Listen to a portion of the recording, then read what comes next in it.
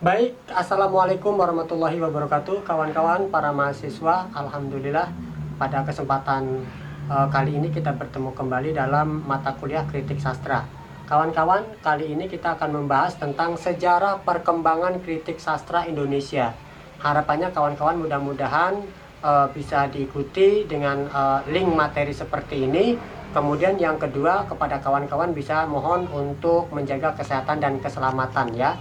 Nah, lebih daripada itu kawan-kawan, saya tidak akan berpanjang lebar lagi menyampaikan ini, tapi harapannya pertama bagi kawan-kawan yang saat ini merasa kesulitan tentang sinyal, kemudian juga ada gangguan-gangguan, mudah-mudahan dengan sistem seperti ini, video yang saya kirim, link yang saya kirim ini, kapanpun dan dimanapun bisa kawan-kawan baca, bisa kawan-kawan tonton atau dengar, sehingga kemudian mudah-mudahan materi kita ini efektif di tengah pandemi corona. Tetap sehat, jaga kesehatan, keselamatan, semangat terus membaca.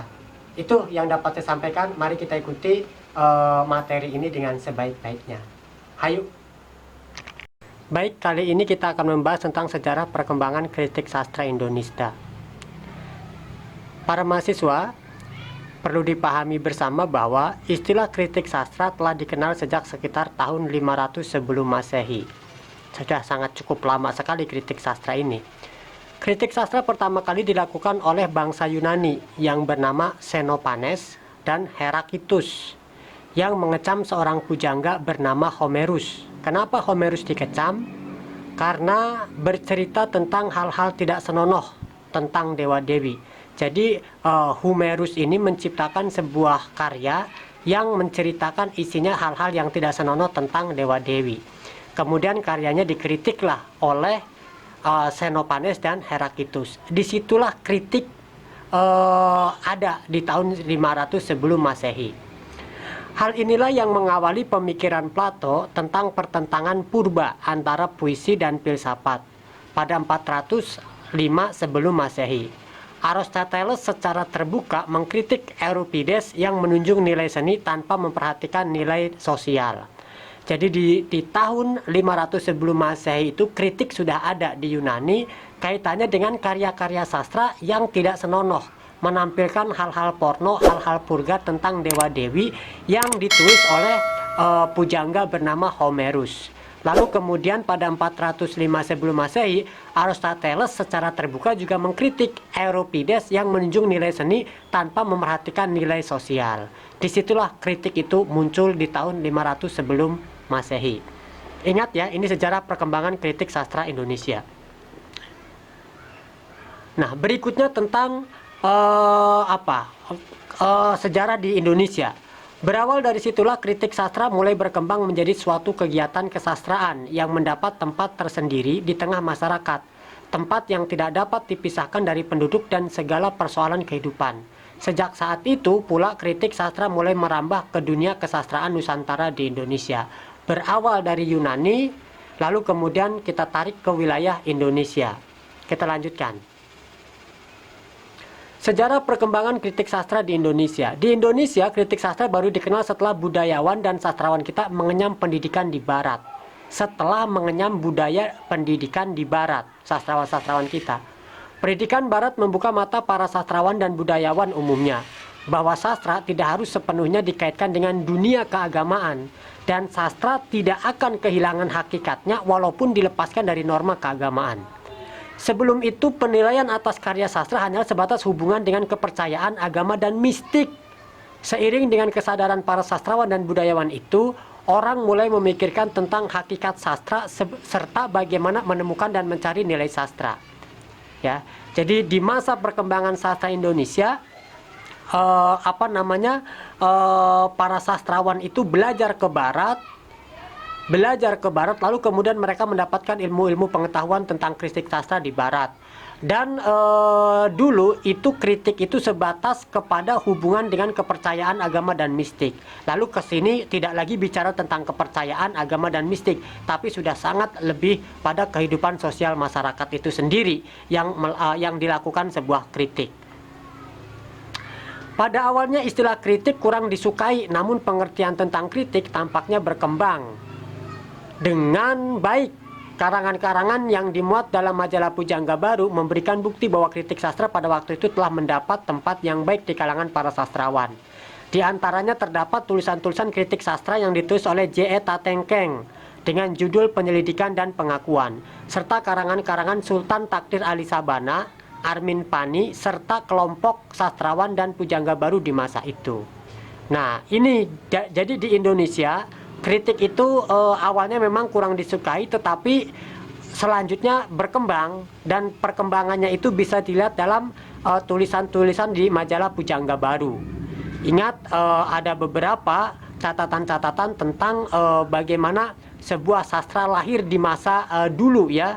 Nah, kalau sekarang kalau bicara tentang majalah di majalah Pujangga Baru, mungkin kalau bicaranya sekarang tuh sudah ada Kompas, sudah ada Republika, Media Indonesia, begitu ya. Kalau dulu majalahnya itu adalah majalah Pujangga Baru yang ditulis oleh J.E. Tatengkeng dengan judul Penyelidikan dan Pengakuan, serta karangan-karangan Sultan Takdir Ali Sabana, Armin Pani, serta kelompok sastrawan dan Pujangga Baru di masa itu. Tentu barangkali kalau ada, barangkali tidak hanya sekedar di majalah Pujangga Baru, ada juga barangkali di tulisan-tulisan atau di majalah-majalah atau koran-koran terbitan zaman dulu. Tetapi di sini belum ditemukan. Kita lanjutkan.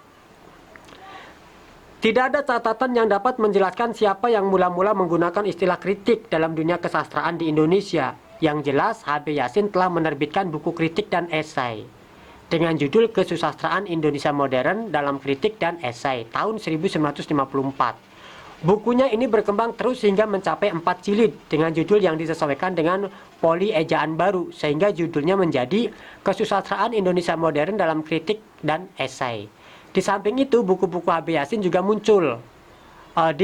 Buku-buku H.B. Yasin juga muncul, H.B. Yasin dengan kesungguhan dan ketekunannya, itu judulnya. Merupakan seorang dokumentator kesusastraan Indonesia yang memiliki perpustakaan yang lengkap. Jadi, di Indonesia itu, kesastraan Indonesia itu tidak ada catatan siapa sebenarnya yang mula-mula menggunakan istilah kritik. Tetapi di sini H.B. Yasin, nama lengkapnya Hans Baguyasin, itu menerbitkan buku kritik dan esai. Nah, saya kira di buku H.B. Yasin inilah kemudian kritik itu mulai berkembang. Ya, jadi tidak diketahui siapa yang mula-mula menggunakan istilah kritik. Tetapi H.B. Yasin menjelaskan tentang kritik dan esai di dalam buku dia ya di tahun 1954. Ini mohon bisa dipahami ya kawan-kawan ya. Buku tentang kritik sastra yang lain yang patut disebut lebih awal adalah Pokok dan Tokoh karya Athieu, seorang mahaguru di Universitas Leiden, Belanda. Setelah H.B. Yasin ada juga nih karya daripada Athieu namanya Pokok dan Tokoh ya, Pokok dan Tokoh. Ini juga buku kritik sastra yang ditulis oleh Athieu, mahaguru di Universitas Leiden, Belanda. Setelah itu muncullah kritik sastra yang dihasilkan oleh tokoh-tokoh lebih muda yang sebagian besar adalah murid H.B. Yasin sendiri. Antara lain Bun S. Umaryati, J.U. Nasution, dan M.S. Hutagalung. Dari kalangan sastrawan atau pengarang pun bermunculan karya-karya kritik sastra. Nama-nama mereka antara lain ada Gunawan Muhammad, ada Arif Budiman, Asrul Sani, Sapardi Djoko Damono, Sitor Situmorang, dan Aji P. Rosidi. Ya, biasanya ini orang memanggilnya Aib Rosidi gitu ya, Aji P. Rosidi. Nah, dari H.B. Yasin itu sendiri kemudian memunculkan banyak tokoh-tokoh kritik sastra yang tidak lain adalah mereka itu adalah murid-murid dari H.B. Yasin sendiri. Tulisan tentang kritik sastra juga mulai meluas pada media massa seperti majalah sastra dan surat kabar. Majalah sastra dan budaya yang memuat kritik sastra adalah Mimbar Indonesia. Nah, kalau Mimbar Indonesia sepertinya sudah tidak ada. Kemudian siasat. Nah, siasat saya juga belum pernah nemu ini. Indonesia Budaya belum juga baca. Basis. Kalau Basis ini terbitan dulu ya. Budaya Jaya dan Horizon. Kalau Horizon sampai sekarang masih ada ya. Kalau Horizon. Ini redakturnya itu ada almarhum Muhammad Wan Anwar, dosen saya. Ada juga Agus R. Sarjono, ini sering ketemu dan juga pernah menjadi pemateri bareng. Sama itu, apa namanya, yang dari Madura ya, ada Taufik Ismail juga di majalah Horizon. Kalau majalah Horizon, ini saya punya majalahnya dan sampai sekarang masih terbit. Sedangkan surat kabar yang memuat kritik sastra adalah Sinar Harapan. Sinar Harapan dulu ada ya, tapi sekarang saya tidak tahu apakah masih ada atau tidak korannya. Kompas sekarang masih ada. Indonesia Raya saya tidak tahu. Merdeka, koran Merdeka dulu kemarin-kemarin masih ada, dan Suara Karya. Suara Karya apakah masih terbit, tapi kemarin-kemarin pernah saya baca juga. Nah, inilah kemudian koran-koran di edisi saat ini yang memuat kritik sastra. Kalau kayak majalah Horizon masih ada, Kompas masih ada, Indonesia Raya saya tidak nemu, Merdeka belum nemu, Suara Karya masih ada ya. Ini adalah kritik-kritik yang dimuat di dalam media massa berbentuk koran. Dalam sejarah kritik sastra di Indonesia pernah tumbuh beberapa perbincangan tentang berbagai masalah ya. Antara lain sebagai berikut. Ini kritik sastra juga pernah tumbuh dan menjadi perbincangan. Pertama, masalah seni untuk seni atau seni untuk masyarakat yang berkembang dari 1936 sampai 1966. Ini tentang apa? Sejarah kritik sastra Indonesia ya. Ini yang diperbincangkan tahun 36 sampai 66. Lalu kemudian masalah orientasi ke barat atau ke timur yang dimulai oleh kelompok Pujangga Baru sekitar 1933 dan masih berkembang sampai 1963. Ini sejarah kritik sastra. Kemudian ada juga masalah keuniversalan atau kenasionalan tahun 50-an. Perdebatan antara satu generasi angkatan dengan angkatan sebelumnya. Misalnya antara Hairil Anwar dan Asrul Sani dengan tokoh-tokoh angkatan Pujangga Baru. Nah, pada masa itu sudah jadi sudah ada kritik sastra ya, perbincangan di antara kritik sastra. Kemudian tentang realisme sosialis versus surat kepercayaan gelanggang. Tentang realisme sosialis versus surat kepercayaan gelanggang. Perdebatan tentang ada tidaknya angkatan setelah angkatan 45. Ini jadi perdebatan ya. Kalau angkatan 45 kita tahu Hairil Anwar itu lahir masuk ke dalam angkatan 45. Perdebatan tentang ada tidaknya krisis dalam kesusastraan Indonesia serta polemik mengenai metode kritik khususnya tentang kritik analitik versus Ganzet di ujung tahun 60-an. Ini ada sejarah kritik sastra Indonesia pernah tumbuh beberapa perbincangan tentang berbagai masalah. Nah, kemudian di wilayah-wilayah sekarang kritik sastra memang sedikit agak redup seiring dengan kekurangan tokoh-tokoh dalam kritik sastra. Nanti di dalam salin dia berikutnya akan kita munculkan kenapa kritik sastra sekarang menjadi redup. Setelah itu tidak ada lagi yang bisa disebutkan, tapi itu bukan berarti tidak ada kegiatan tentang kritik sastra. Kegiatan tentang kritik sastra tetap dapat kita jumpai di berbagai majalah dan surat kabar. Memang tidak bisa dipungkiri, tidak adanya polemik tidak menyusutkan kegiatan untuk berkarya. Cerita-cerita pendek terus ditulis untuk majalah Horizon atau surat kabar harian seperti Kompas dan Sinar Harapan. Belakangan juga muncul kumpulan cerita pendek, puisi, esai, dan novel melalui penerbit Pustaka Jaya ya. Jadi lebih mengarah kepada koran untuk bagaimana melakukan sebuah kritik sastra. Kita lanjutkan. Setelah itu tidak ada lagi yang bisa disebutkan, tapi itu bukan berarti tidak ada kegiatan tentang kritik sastra. Oh, ini yang tadi ya, sudah kita jelaskan yang tadi. Nah, salah seorang penganut sastra terkemuka di Indonesia, Profesor Dr. Atiu, pernah mengemukakan tentang situasi dan masalah perkembangan teori dan kritik sastra Indonesia yang kurang memuaskan. Apa ini kata Atiu? Faktor-faktor yang menyebabkan keadaan ini antara lain sebagai berikut. Pertama, kekurangan majalah sastra. Tetapi ini tentang akibat, bukan sebab masalahnya. Maksudnya bukan masalah kurangnya pengkritik sastra, tetapi karena masalah tidak ada majalah sastra. Karena memang sangat sedikit sekali ya. Yang sekarang bertahan saja itu masih majalah sastra Horizon.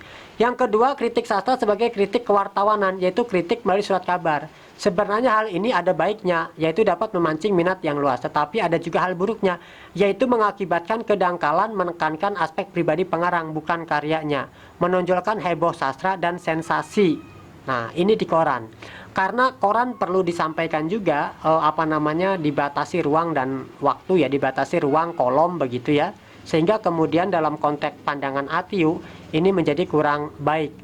Tetapi di sisi lain untuk promosi, untuk memancing minat yang luas karena koran dicetak banyak, sehingga kemudian ini di sisi yang ini menjadi baik, tetapi di sisi lain menjadi tidak baik ya, mengakibatkan kedangkalan, menekankan aspek pribadi pengarang bukan karyanya, menonjolkan heboh sastra dan sensasi karena koran itu kan dibaca oleh orang banyak.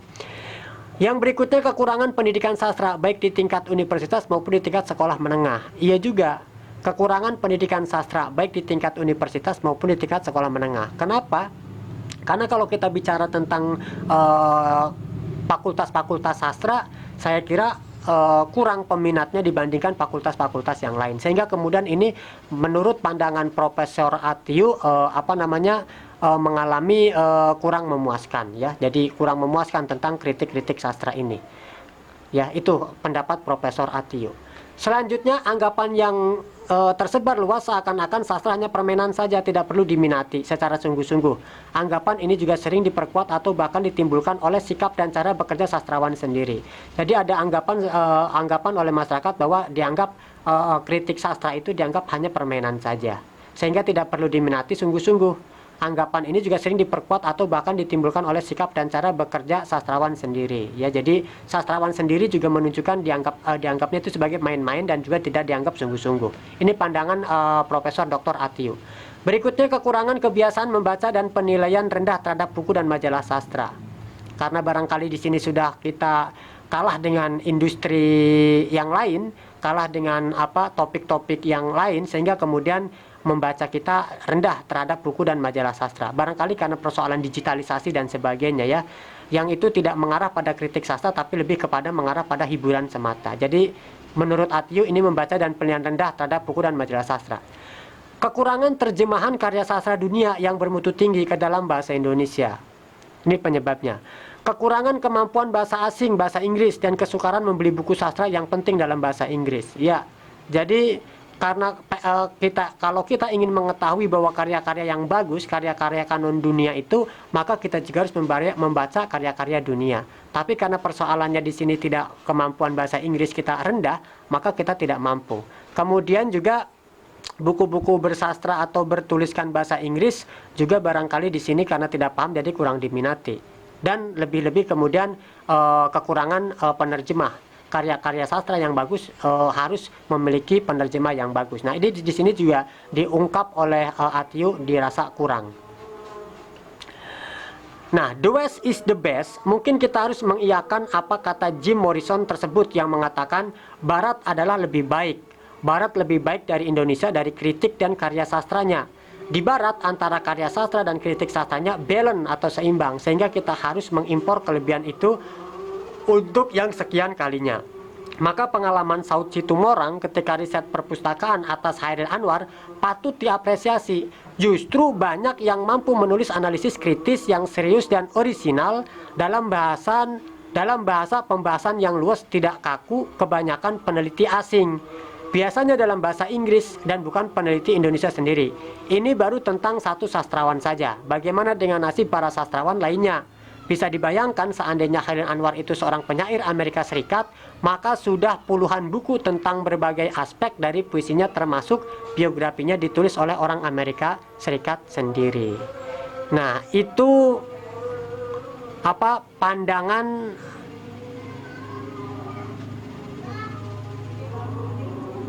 sebentar, mana tadi ya? Nah, ini ya. Jadi ada yang mengatakan bahwa the West is the best ya. Di sini mengatakan bahwa kata Jim Morrison, Barat adalah lebih baik. Barat lebih baik dari Indonesia dari kritik dan karya sastranya.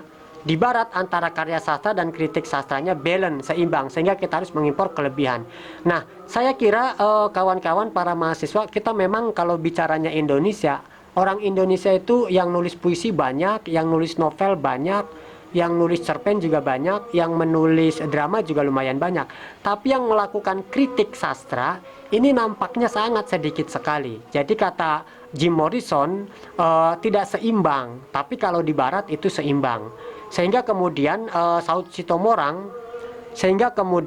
yang dilakukan oleh pengalaman Saud Situmorang ketika melakukan penelitian riset perpustakaan atas Chairil Anwar, ternyata Chairil Anwar di luar negeri sangat banyak buku-buku yang mengapresiasi Chairil Anwar ketimbang Chairil Anwar diapresiasi di tanah air Indonesia. Karena bicara kritik memang kita agak rumit, dan di sini memang kekurangan kritikus ya. Karena memang kalau kita melihat lomba-lomba itu sangat sedikit sekali kritikus itu peserta itu ikut di lomba kritik sastra. Tapi kalau bicaranya nulis puisi, cerpen, novel itu lebih banyak lagi. Nah, saya kira itu dulu kawan-kawan untuk materi kita tentang sejarah perkembangan kritik sastra di Indonesia. Harapannya mudah-mudahan kawan-kawan tidak puas dari materi ini, karena tentu cakupan kritik sastra itu sangat luas dan masih panjang sekali. Maka bagi kawan-kawan yang merasa bahwa ada hal yang ingin ditanyakan, kami persilahkan untuk ngisi di kolom komentar, dan nanti lebih lengkapnya kita nanti akan pertajam kembali di Zoom meeting ya. Di Zoom meeting nanti kita akan ulas kembali ya. Jadi materi ini hanya pemantik saja. Mudah-mudahan nanti di Zoom meeting kita bisa diskusi lebih hangat lagi. Demikian yang dapat saya sampaikan, mudah-mudahan bermanfaat. Saya akhiri dengan wassalamualaikum warahmatullahi wabarakatuh.